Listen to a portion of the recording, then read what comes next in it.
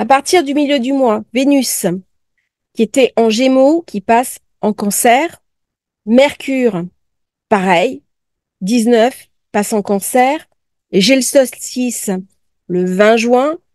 Le Soleil passe le 21 en Cancer le lendemain. Et bien là, l'énergie se déplace. On va penser projet, projection, amitié, groupe d'amis, on a envie de sortir, de faire la fête, de réseauter. C'est le moment idéal pour faire des rencontres, des amitiés qui pourraient devenir des affects, des contrats d'affaires qui peuvent devenir des amitiés. Il y a une espèce de changement sur les relations. Ça va être une fin de mois très affective, très relationnelle, très tournée vers l'extérieur. C'est idéal pour faire du réseautage. Si je suis commercial, c'est le moment parfait pour décanter des nouvelles opportunités, pour tisser des relations, pour envoyer des mails, pour monter des projets sur les réseaux sociaux, des blogs, un Instagram, du Facebook. Voyez, tout ce qui est au niveau digital, marketing, communication, largement favorisé à partir du 18 juin. Là, il y a quelque chose, on a envie de parler, on a envie de s'exprimer, on a envie de se montrer. C'est une période idéale aussi pour faire des projets, pour penser à son avenir, pour faire un bilan quelque part. Avec Jupiter qui est toujours en soutien dans la carrière, eh bien, il est possible que je cherche à augmenter le volant de ma clientèle, à démarcher d'autres réseaux et vraiment chercher des solutions opportunes en utilisant les nouvelles technologies. Alors, ça peut passer par de la spéculation au niveau crypto, des formations sur les cryptos, des formations où je peux apprendre la programmation, le code, l'informatique. Voyez un petit peu l'idée, hein. On est en zone 11. Alors, Mars, Mars était en bélier, c'est votre secteur 8. Il est possible qu'il ait amené des contrariétés, qu'il ait amené des soucis, qu'il ait amené des difficultés. Il est possible aussi qu'on ait perdu quelque chose d'important, qu'on ait renoncé à quelque chose d'important, qu'on ait fait en quelque sorte un deuil réel ou symbolique et qu'on ait eu une souffrance parce qu'une situation s'est achevée. Donc quelque chose de douloureux. À partir du 10 juin, Mars, qui est dynamique, qui est offensif, va rentrer en secteur 9. Eh bien là, c'est complètement différent. On a envie de s'engager, d'apprendre, de communiquer. On a besoin de voyager, de se déplacer, d'utiliser son énergie pour soi, pour comprendre le monde, pour être plus idéaliste, pour se former et être mieux adapté, notamment au niveau carrière. Par contre, je me serais peut-être mis un petit peu en surchauffe, hein. Attention au burn-out. Et là, c'est le moment de faire des projets de vacances, des projets de voyage. C'est le moment où je peux avoir envie de prendre des petites pauses, faire un petit week-end, souffler un petit peu.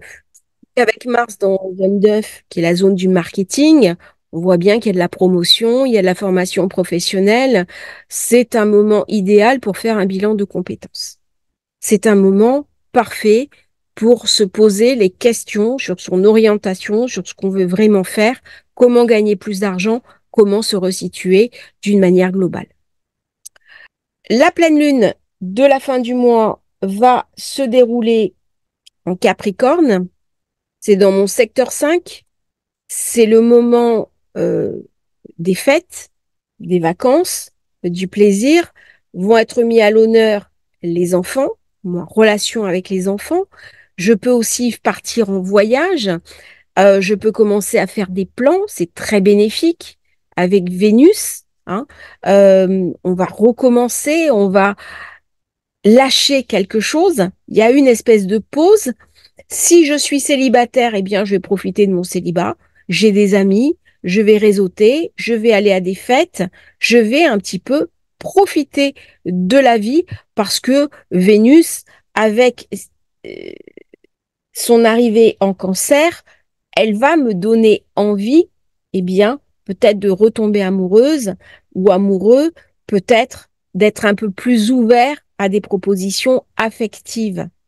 Surtout que Saturne est en zone 7 et que si je retombe amoureux ou amoureuse, eh bien, c'est pour construire quelque chose.